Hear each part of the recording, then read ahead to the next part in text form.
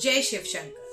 अब आप समझ गए कि आज बात करने वाली हूं महाशिवरात्रि के बारे में, और महाशिवरात्रि के भी ऐसे आपको महान उपाय बताऊंगी जो मेरे कहे हुए नहीं बल्कि स्वयं शिव पुराण के अंदर बताए गए हैं। जी हाँ, शिव पुराण में भगवान की महिमा का बखान किया गया है और बताया गया है कि प्रभु को क्या चढ़ाकर आप उनकी कृपा प्राप्त कर सकते हैं। वैसे तो भोलेनाथ बहुत ही भोले हैं, आप श्रद्धा से 2 सुमन चढ़ाएंगे तब भी वो आपकी बात मान लेंगे। जैसे हर बीमारी की अलग दवा होती है, वैसे ही भगवान ने अलग अलग चीजों से अलग अलग समस्याओं का निवारण अपने शिव पुराण में बताया है।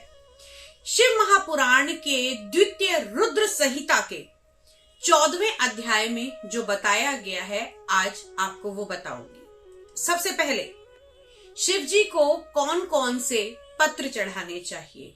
जी हाँ, ये तो सब जानते हैं कि शिव जी को बेलपत्र चढ़ाए जाते हैं, लेकिन उसके अलावा शिव जी को कमल पत्र, बेलपत्र, शतपत्र और शंख पुष्प से यदि शिव जी की पूजा की जाती है तो आपको अनन्य लक्ष्मी की प्राप्ति होती है। तो बड़ा ही आसान सा उपाय है कि अगर आपको भगवान शंकर की कृपा पानी है तो इनमें से कोई भी, बेलपत्र तो आसानी से मिल जाते हैं, लेकिन अगर कहीं से आपको कमल पत्र मिल जाए यानी कि कमल के पत्ते मिल जाएं तो वो बहुत ही शुभ है। इससे आप भगवान शिव की आराधना और पूजा कर सकते हैं। दूसरा, अगर लंबे समय से किसी रोग से पीड़ित है और रोग जाने का नाम नहीं ले रहा है, तो आपको ये बता दूं कि भगवान की कमल के पुष्पों से अगर आप अभिषेक करते हैं तो निश्चय ही आपको उस रोग से मुक्ति मिलती है।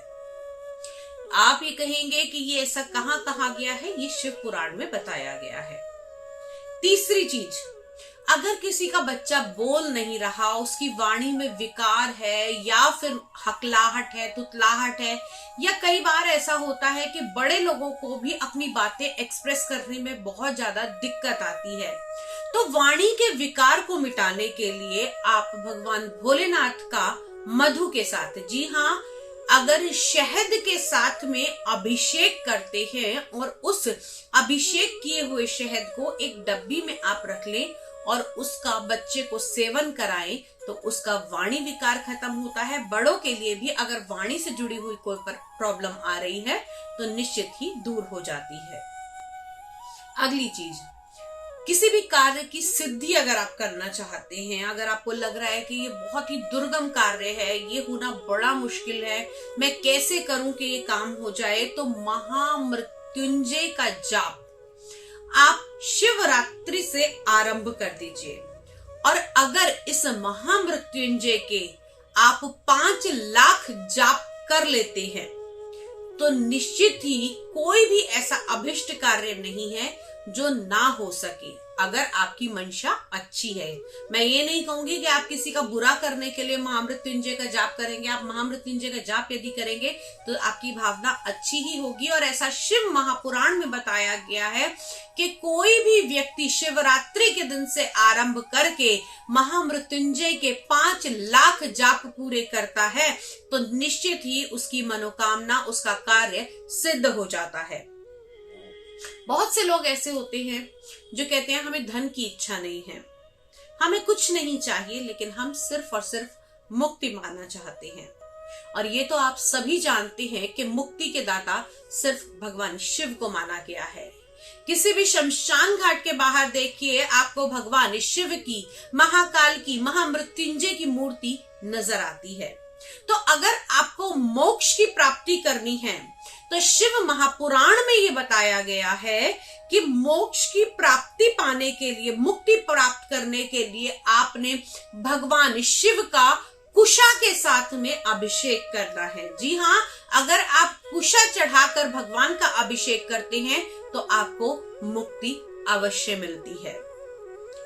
अब आगे बात करेंगे हम संतान के लिए, क्योंकि हम सांसारिक धर्म में हैं।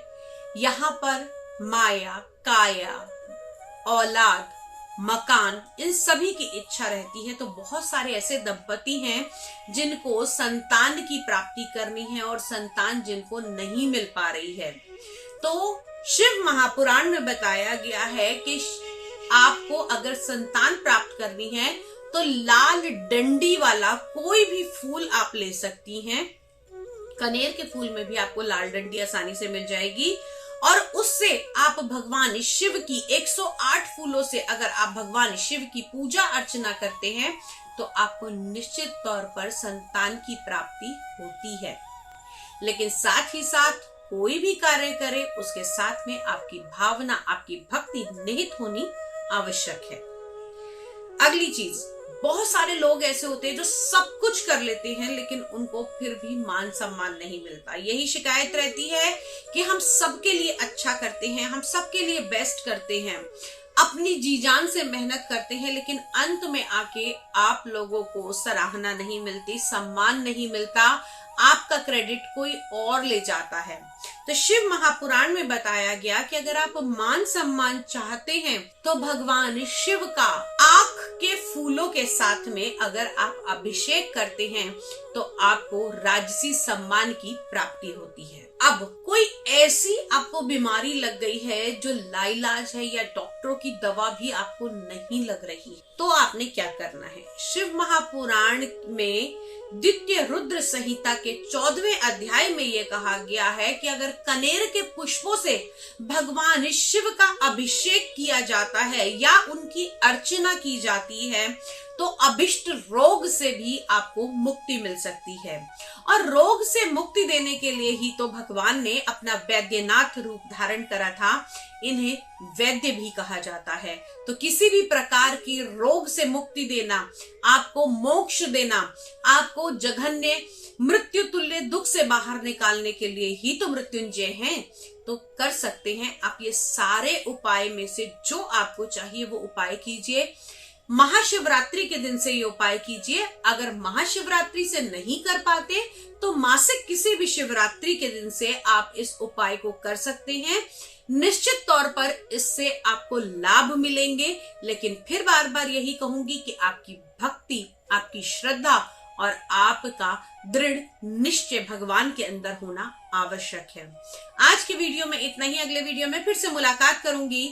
जय भोलेनाथ, जय शिव शंकर, जय माता दी।